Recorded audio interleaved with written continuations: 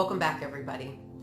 Here we go, week 2 in weight loss mindset. I am so excited because I got some motivation, some inspiration for you today. Okay, so last week, for those of you all who were here, we talked about thoughts versus circumstances, and that's a really important distinction. So if you missed it, go back and watch that video because it's going to help a lot as we move forward. This week, we're going to talk about who's the boss, you or your mind.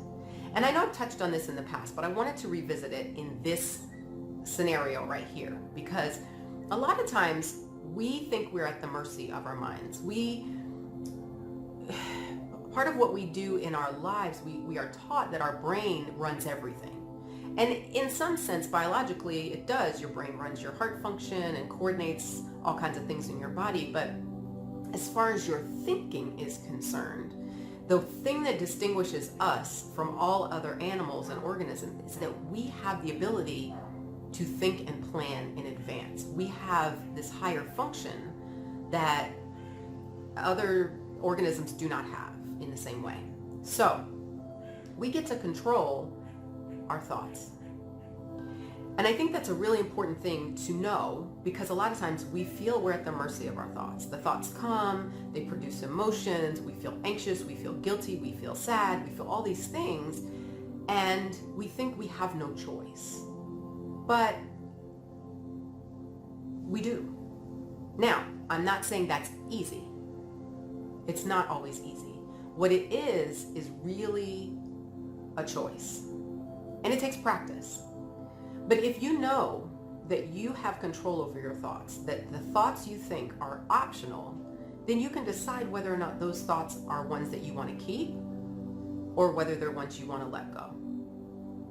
Okay, so it does take practice. It does take some work because when your mind is used to thinking in a certain way, your mind wants to be efficient no matter what. So if you're used to thinking negative thoughts about the number on the scale, and that makes you feel depressed or anxious or frustrated, then every time you get ready to get on that scale and that brain starts offering those same thoughts, those same feelings come, okay? So learning to think on purpose, where you have thoughts that say, I am going to stick with this no matter what. I am going to love myself through this. I am committed to doing this. Those are thoughts that it doesn't matter what the number says that particular day, you are going to have a different emotion than you do if you use the original thoughts that you practiced for so long. And it's not that your mind won't offer them up, because they probably will, and you'll hear those same old thoughts. But the difference is you'll be onto it. You'll go, yeah, I remember that thought, and I'm in charge. That's that old thinking. The way I like to think about it is this. Your brain is an excellent secretary. It's a very poor manager, okay? What we often do is we let our brain be the manager, and then we are the secretary. We just execute what the brain tells us is normal, is the way to be, is how we should think.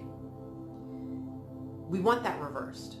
Our brain is an excellent secretary. When we have situations come up, I was just coaching somebody today where she had a situation come up in her life that she had something similar in the past, and her thinking was, here we go again. And she remembers it as a difficult, painful experience and anticipates that this time it's going to be the same. But what I had to help her see is that's optional. She can choose to think about this situation however she wants. But her brain wants to be efficient and says, oh yeah, remember that last time? Here's the file. Here's the file. Remember this happened, here's the file. And it reminds you of the experiences you've had. But that doesn't mean that has to be that way this time. Especially because now you know something you didn't know then. That you can choose how you think.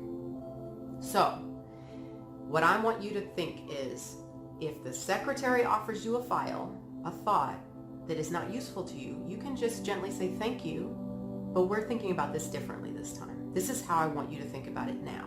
And you might have to remind your brain and remind your brain and remind your brain, because your brain is trying to be efficient and the old thought is easier. Okay? So practice that. Practice noticing the thoughts and remembering they're just offerings from your brain. They're not the end of the line. They're not the answer. You are the manager. You get to be in charge, and your brain needs to be the secretary. So, you decide, who do you want to be the boss?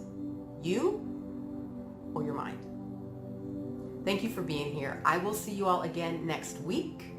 We have more good stuff coming up about mind management, how to get this brain to be able to do what we want it to do to help us in our weight loss. I'll see you next time. Bye.